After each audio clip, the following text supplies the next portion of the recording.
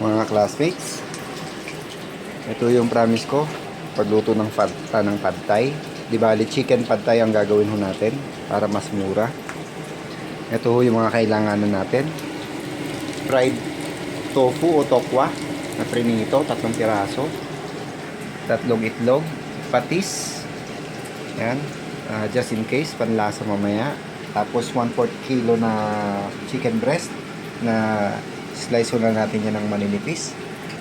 At 1/8 kilo na garlic leaves.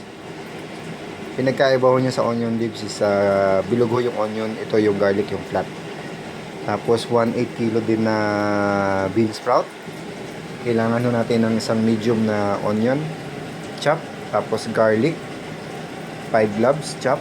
Tapos mamaya ito unsalted peanut 15 pieces, gugurugin natin yan. Tapos yon, ganoon lang po. Tapos kailanganin natin ng pad thai powder.